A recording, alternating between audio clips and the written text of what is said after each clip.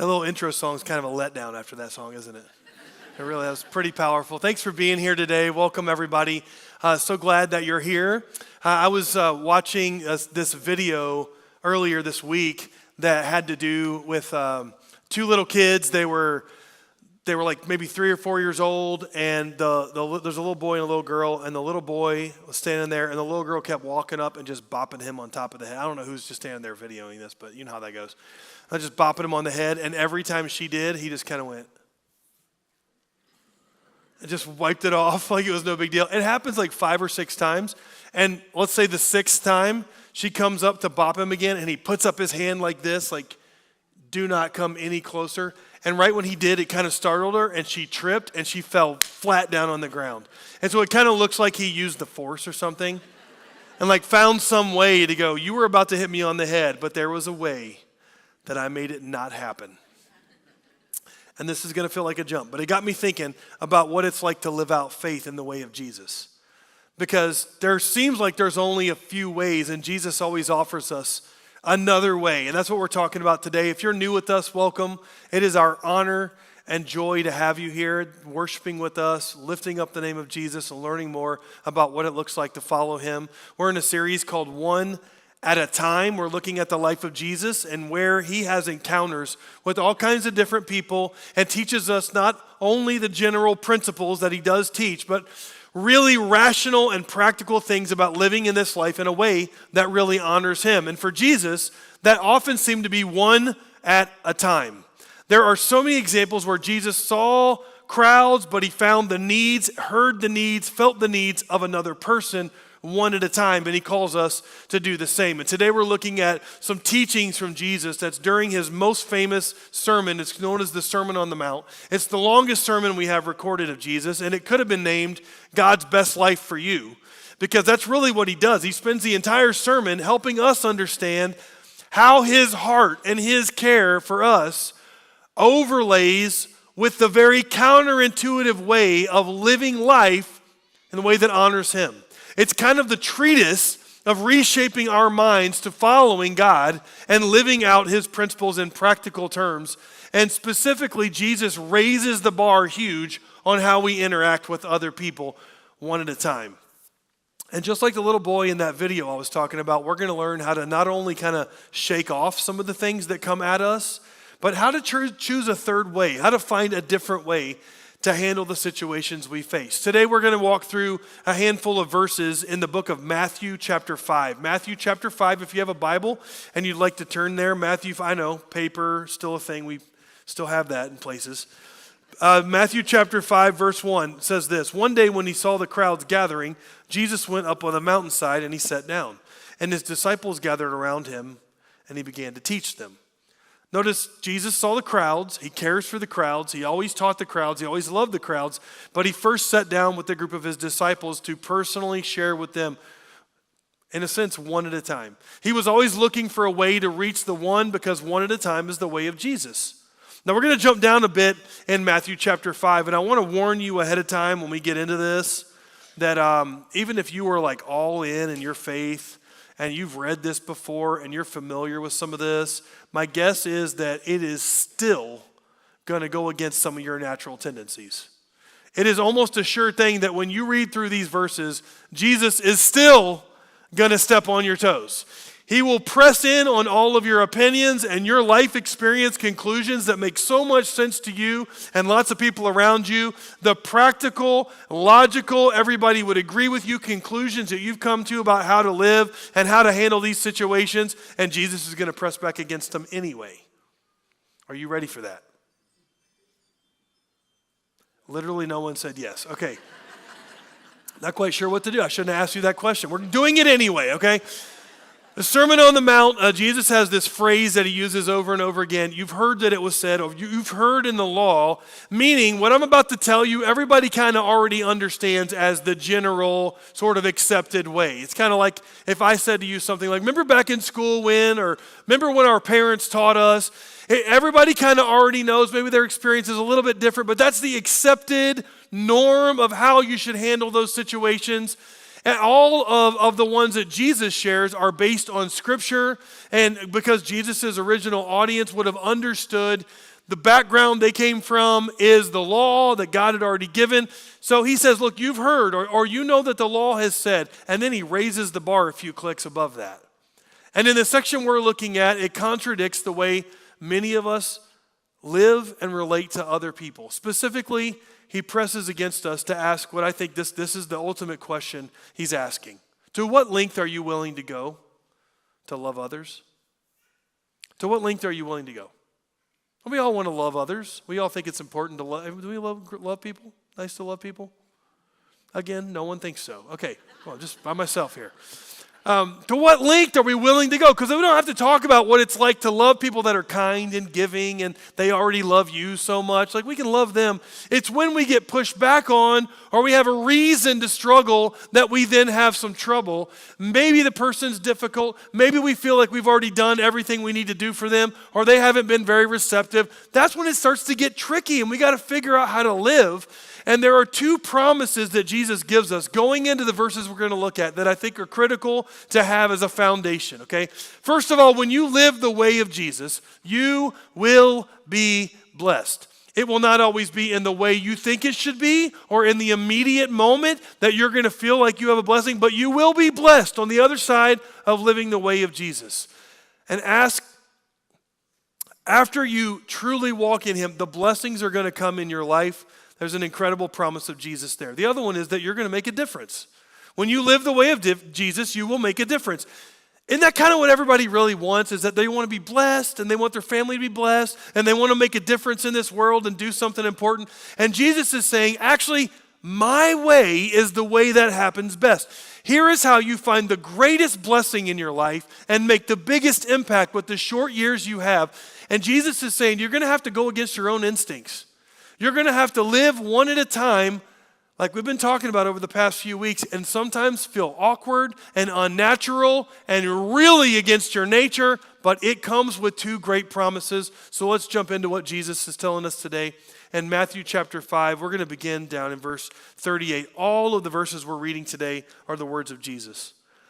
He says, you've heard the law that says the punishment must match the injury, an eye for an eye, and a tooth for a tooth, but I say do not resist an evil person.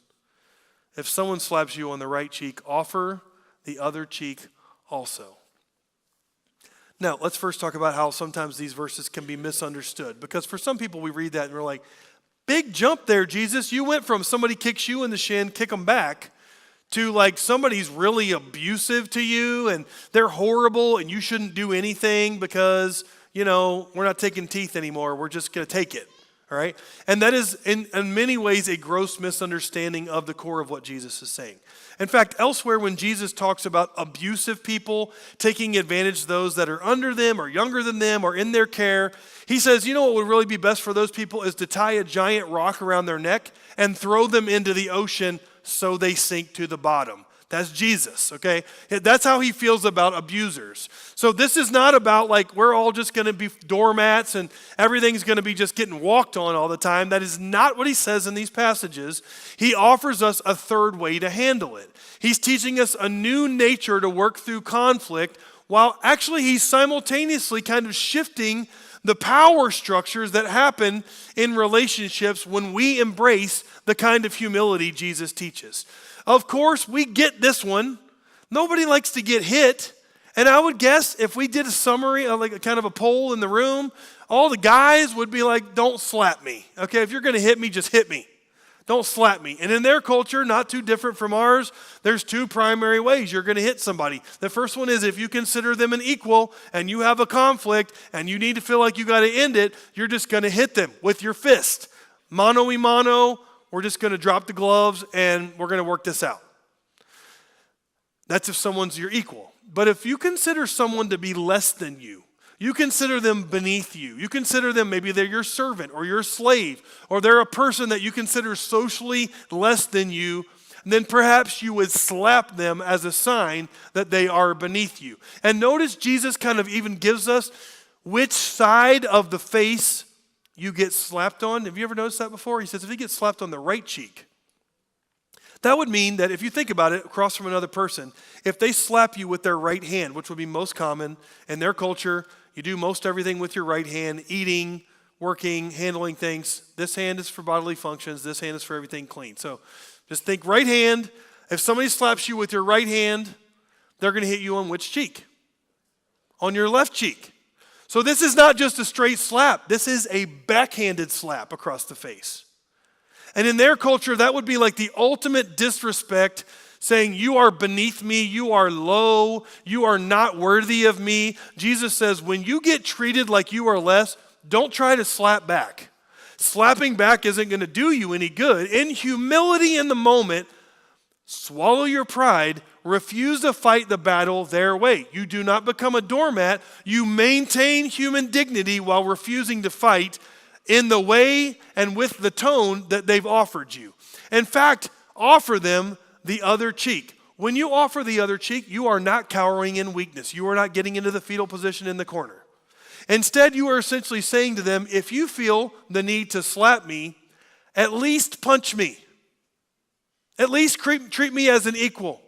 You may not like me, but I deserve to be treated as an equal. So situation number one, somebody slaps you, whether it's figuratively or literally, because we get slapped around a lot in life. And what's fair, according to most of our social standards 2,000 years later, is return fire. Man, slap back. What's new, says Jesus, is, look, I know what you know what the law says, but here's what I want to tell you, to offer the other cheek. Turn the other cheek. And I know what you're thinking. There's probably so many scenarios where like, well, yeah, generally speaking, but what about this? And what about that? And what about that? We want to explain away every situation where we should fight back, where we should respond with fire. And I think the point has less to do with like literal fire, literal slaps, than it has to do with how are you going to respond when you're treated as less than by somebody else? When someone disrespects you and they treat you as lesser, how will you respond to them? Our world generally teaches us that when we get treated wrongly, we have two options. We can do nothing, or we can return the wrong. And if you do nothing, you're just this passive, powerless person who it leads you to feelings of despair and weakness, and you're just kind of walking around frail all the time because you're not going to ever do anything about anything. And if you're going to be the opposite, you're going to return the wrong. You're seeking revenge, which, by the way, have you noticed, seeking revenge always escalates and recycles the pain. And usually, like a tornado, bad timing on that joke, but like a tornado, it sucks other people in and hurts people who weren't even involved at the beginning. Have you ever noticed that other people always have friendly fire and revenge? Jesus says, what if there's a third way? What if instead of what you naturally think, you actually respond with dignity with a third way? Then he goes into another story. We're going to pull them all together in a second. Verse 40. He says, okay, what if you're sued in court and your shirt is taken from you, give them your coat too. Can you imagine that scene in the courtroom? Your Honor, I do not agree with these terms. I would like to offer up more of my personal possessions to the person who has sued me. That doesn't sound too fair, does it? Why would anybody give another person who is suing them more than what they're already going to take? Well, it's actually worse than that.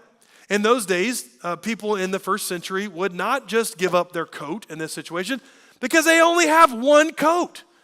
The coat would not only be the one coat they own, it would also double as their blanket on cold nights, and plenty of times of the year, it's pretty chilly in Israel. And if you give up your coat, that means that not only are you going to be cold during the day, you're also going to be cold at night. So Jesus, hold on. I already had to give them my shirt, and now I'm offering up my coat voluntarily. And Jesus is like, Should I gift wrap the coat and put a little care package together for them? You know, I just put a little bow on it?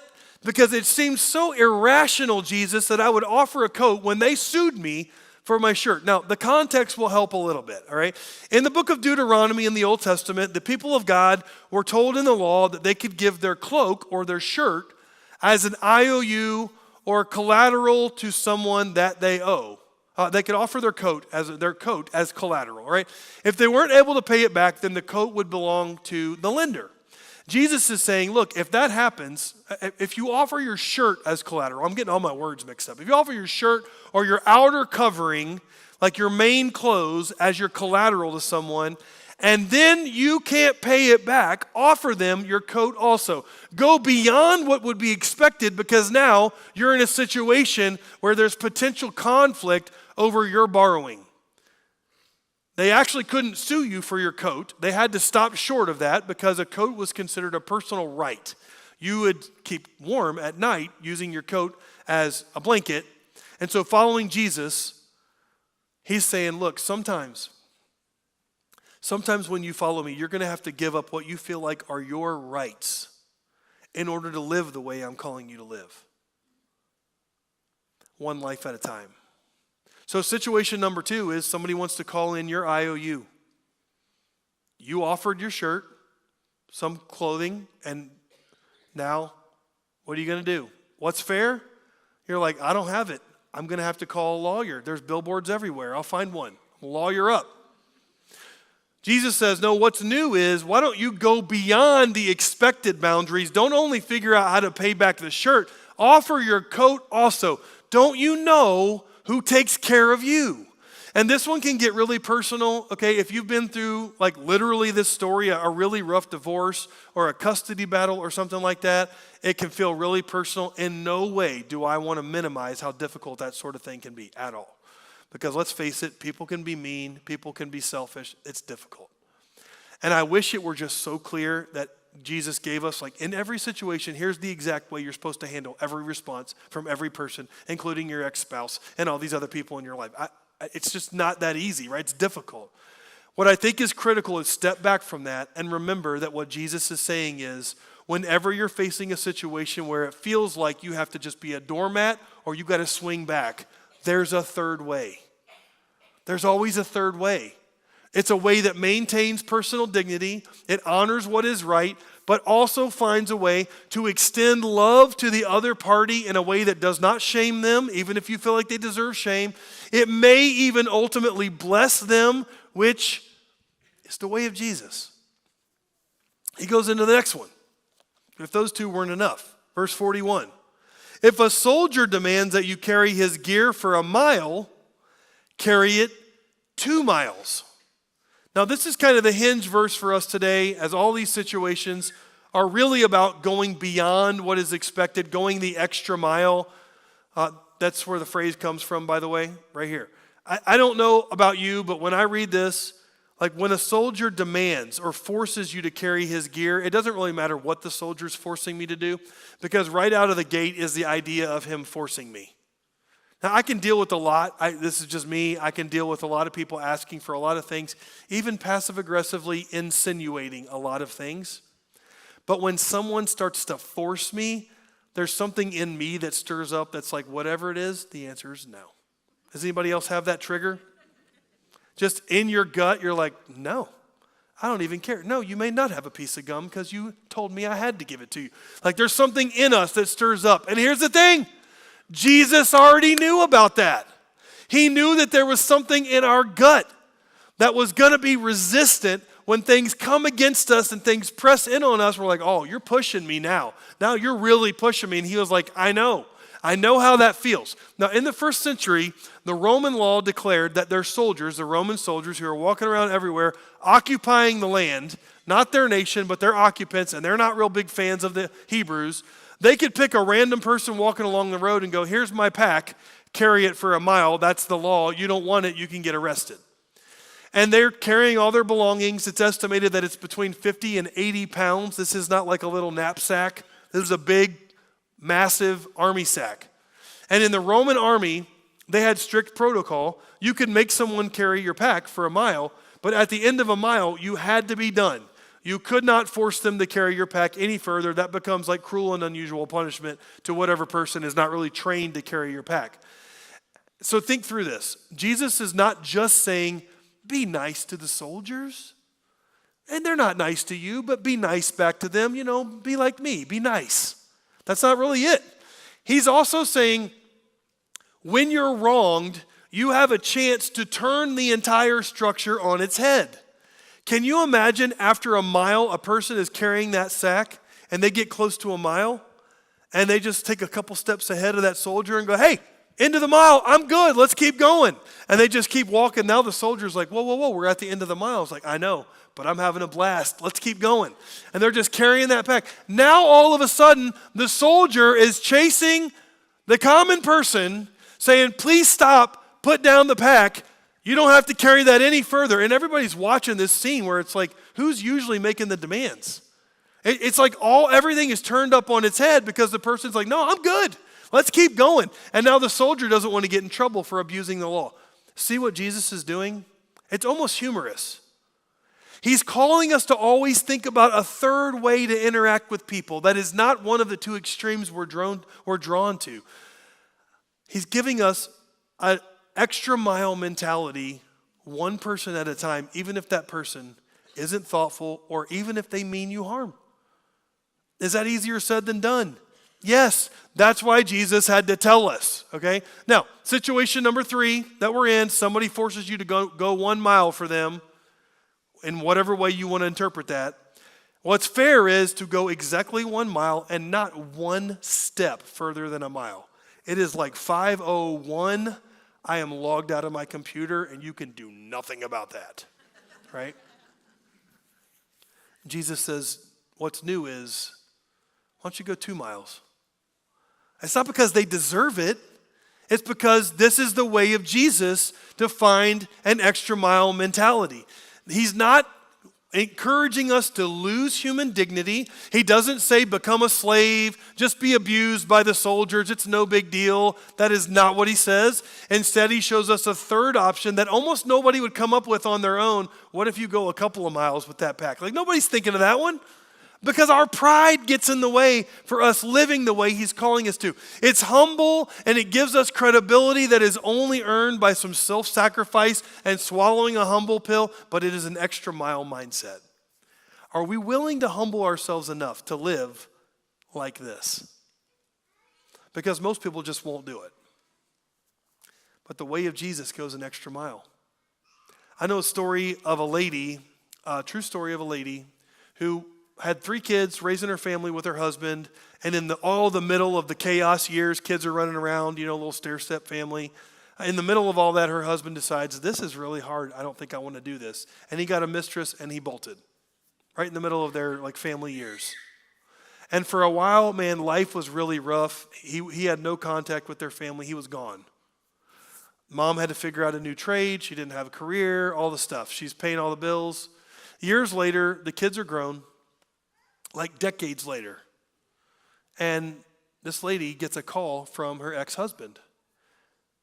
She's kind of in shock. And he says, hey, I need to talk to you. I have contracted cancer, and it's really aggressive. It's taken my life pretty quickly. Mistress is long gone. No contact with the kids. Turns out he's all alone, and he really needed help. And he said, I just don't have anybody else to call.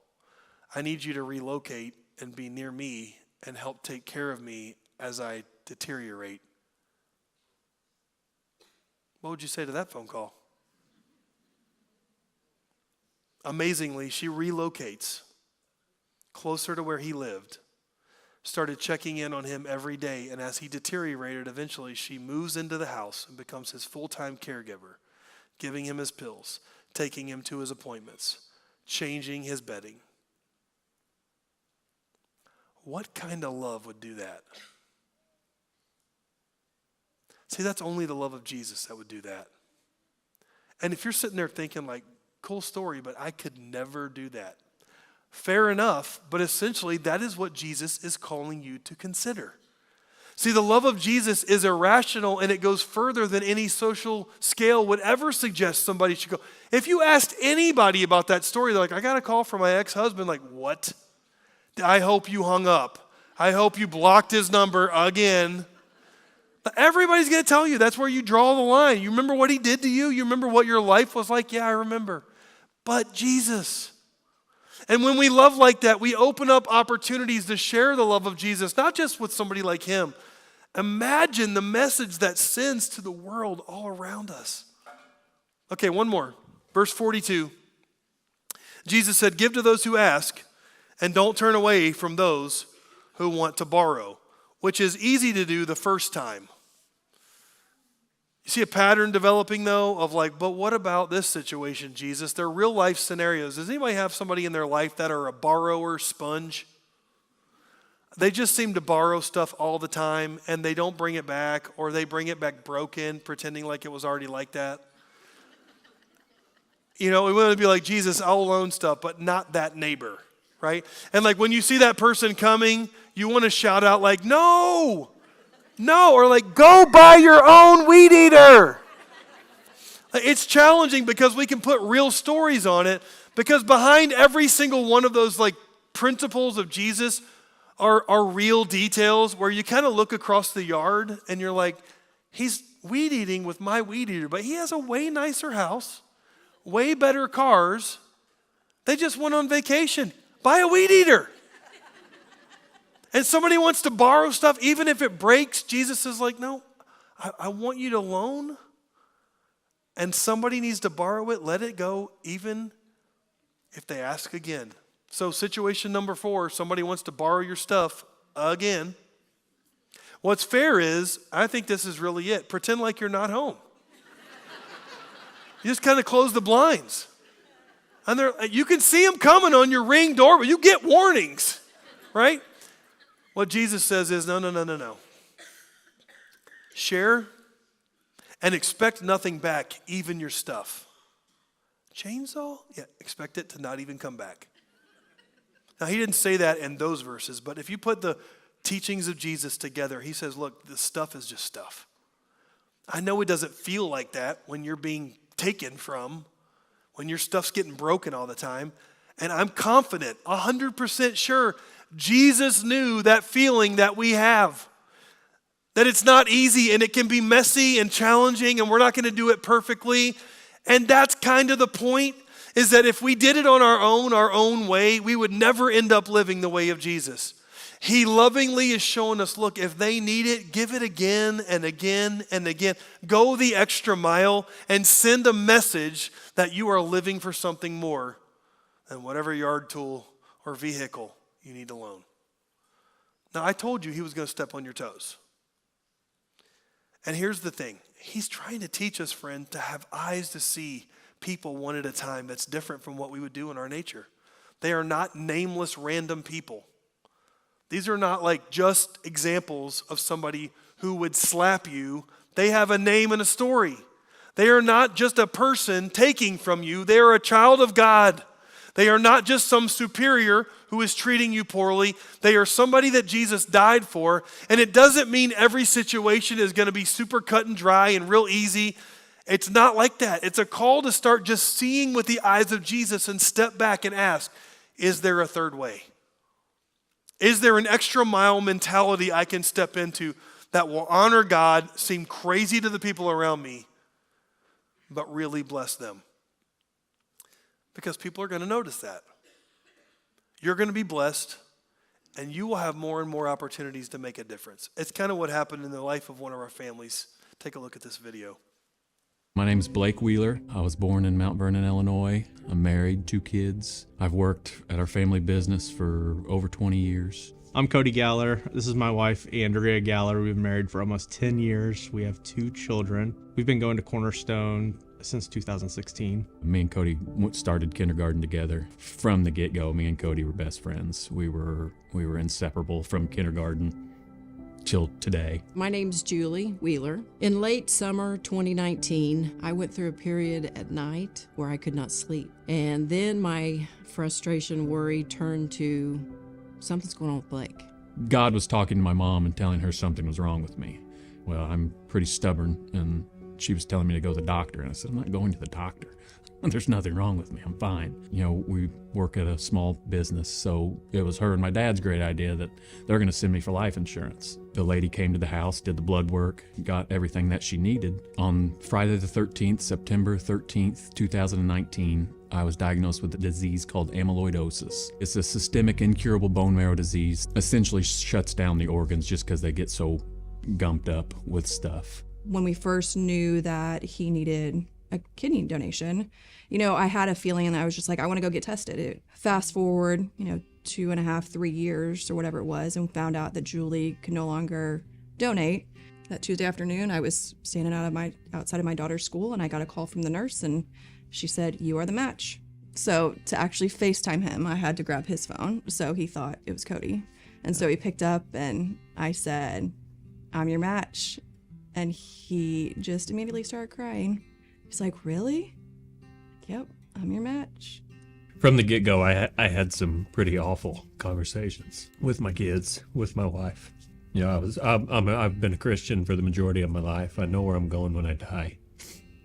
But just to not run the race with them, cut me. When I was about 10, 11 years old, Blake invited me to go to church camp. We were playing tennis one day. In the middle of tennis, I was beating him, and he stopped and he said, "Cody, I love you as a best friend," and asked me, if I believe in Jesus and do I feel like I'm going to go to heaven. And long story short, he walked with me and was there with me the day that I got saved.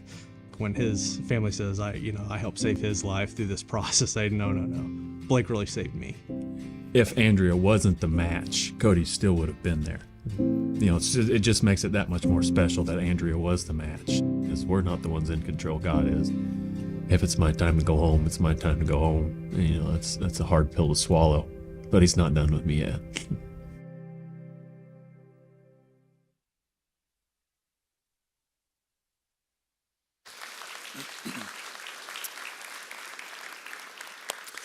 Pretty powerful testimony.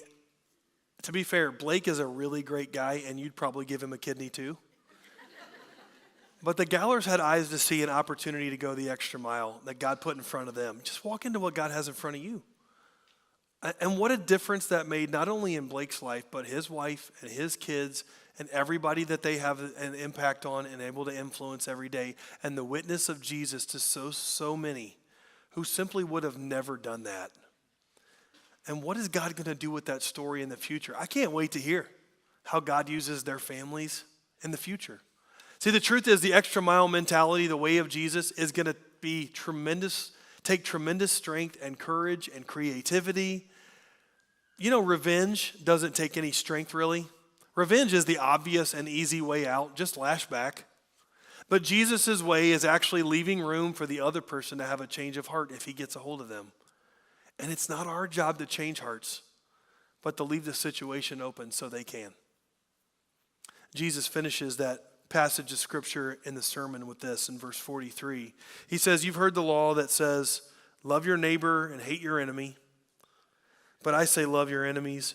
Pray for those who persecute you. In that way you will be acting as true children of your Father in heaven. For he gave his sunlight to both the evil and the good, and he sends rain on the just and the unjust alike.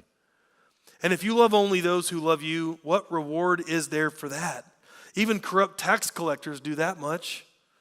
If you're kind only to your friends, how are you different from anybody else? Even pagans do that.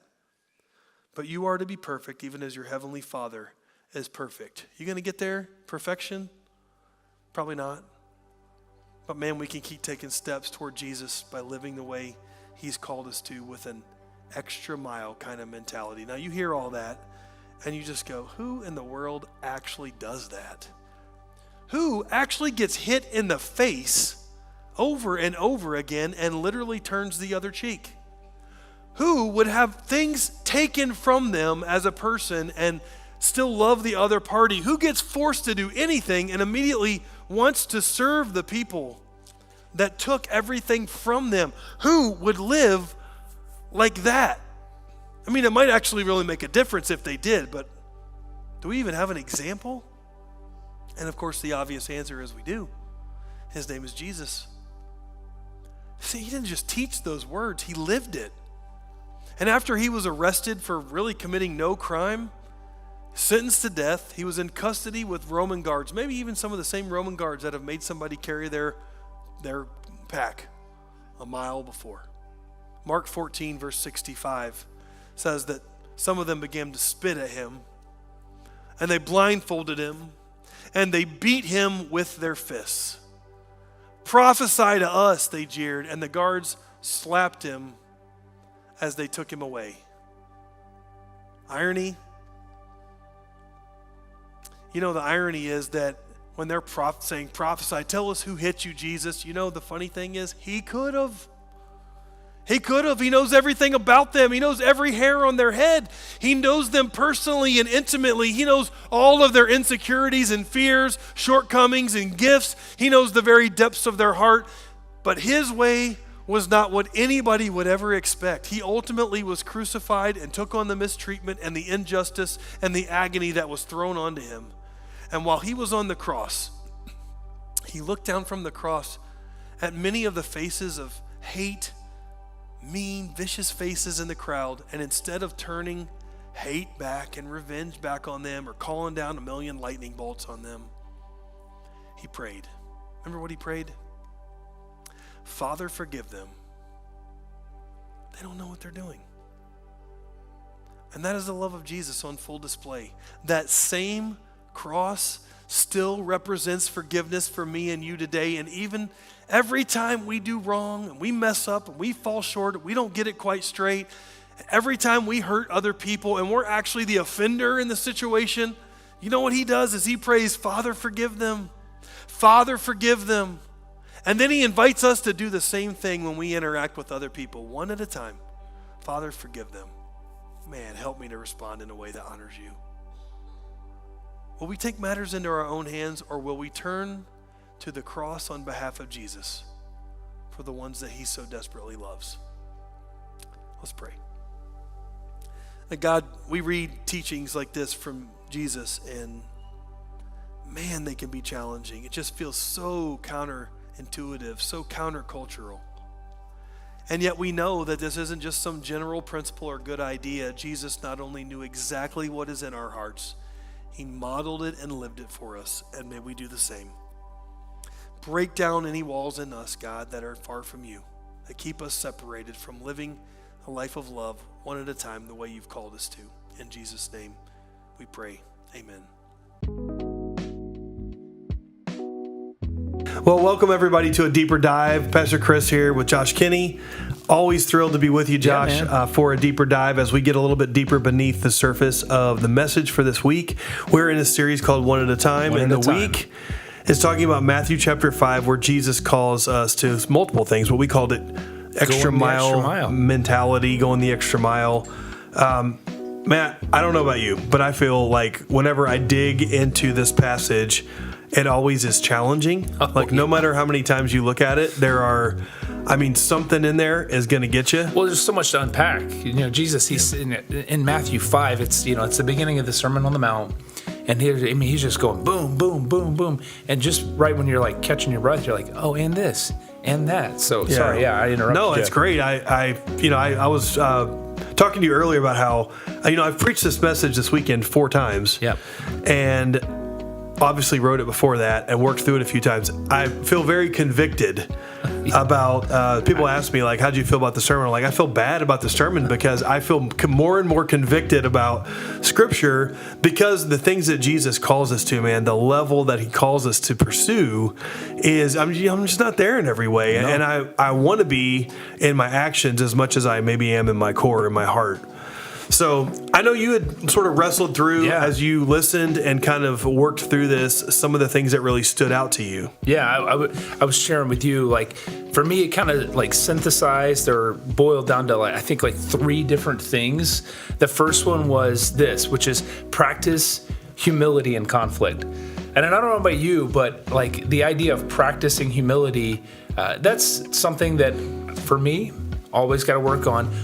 But especially when conflict is there. And I would imagine if you were to poll people and ask them, like, hey, when is it most difficult to practice humility? Yeah. I would bet certainly conflict is at the top of the list. It's going to be towards the top, if not at the top. Well, because people, when there's a conflict, you're feeling pressed about something. Like someone's coming against you or disagreeing with you or taking something. Or like whatever it is, it's like there's a conflict for a reason. So you feel wronged or taken advantage of. And so humility doesn't exactly naturally shoot to the surface. That's going to have to be a spiritual discipline in our lives. And man, Jesus certainly addressed it. Most of the examples, we talked about the 4 big ones in Matthew chapter 5, that as I talk through those, all of them are sort of conflict driven, right? Those are based on conflicts. Yeah, and if you think about conflict, like where does conflict come from? Usually it's somebody is right and somebody's wrong, or that's what the conflict. That's usually where the conflict stems from. Whether it's I think I'm right, you think I'm wrong, or I feel like I've been wronged, and you're like I didn't wrong you. Yeah. So it would make sense that we need to practice humility in that, because at its nature, it's meant to be divisive, and yet Jesus, in humility, practicing humility, was able to really bring some unity to a otherwise challenging situation. For sure. And you mentioned that humility for you kind of is what you pulled from that. Like Jesus is going, hey, when you embrace humility, when we really take sort of let humility drive us, especially in the midst of conflict,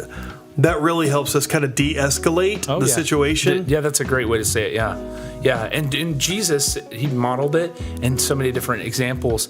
But this idea of practicing humility, it's emulating Jesus. And so in the moment when things are tense and things are like this, it's just the ability to be able to say, okay, if you feel yourself elevated, chances are it's going to be more difficult to practice humility in that moment. So it's the ability to kind of take a step back, take a deep breath, then to be able to respond.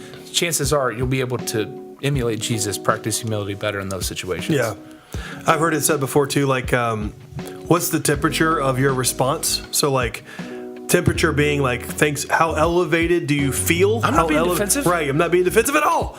How elevated do you feel? How elevated are your words coming across? How forward is your body language? All of those things. So one of the things I think was interesting that you and I talked about earlier a little bit, just me and you, was about how humility does not mean passivity. No, it does not. Jesus' examples, even in this passage, are certainly, he's teaching us to be coated and covered and filled with humility.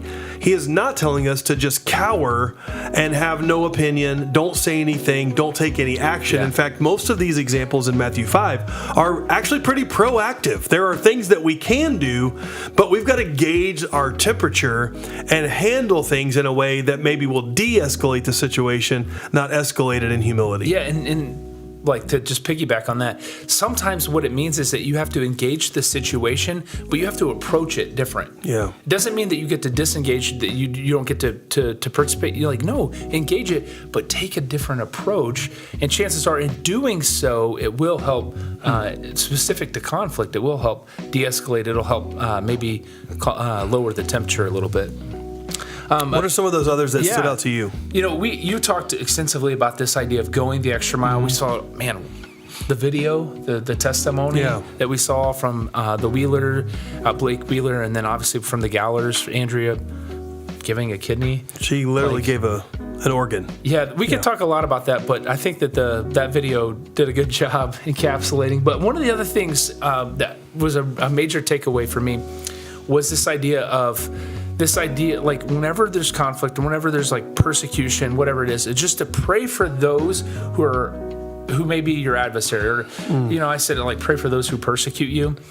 Because for me, it's like this conflict that, there's good and evil, there's all these things in the world. Like if there's tension between me and someone else, well, I'm the good guy. And they're obviously the bad guy. Yeah, I've heard it said this way, that we judge others by their actions and we judge ourselves by our intentions. Sure. Yeah. It's like, man, we give ourselves a lot of benefit of the doubt. Yeah, because we know we didn't intend it to be that way, and they probably did. So yeah, and if everybody does it that way, then obviously, there's a lot of misguided things there. I love that you brought that up, because I read, I think it's verse 43, like toward the end there, that section about Jesus saying, hey, pray for those who persecute you when you have enemies. And sometimes we read those verses and are like, I don't know if I'm being persecuted. I don't even know if I have any enemies. I like to think I don't have any enemies. And maybe that's true. And there are certainly contexts in the world and in history where believers read the words of Jesus or hear the words of Jesus, and they can immediately go, I do have actual enemies.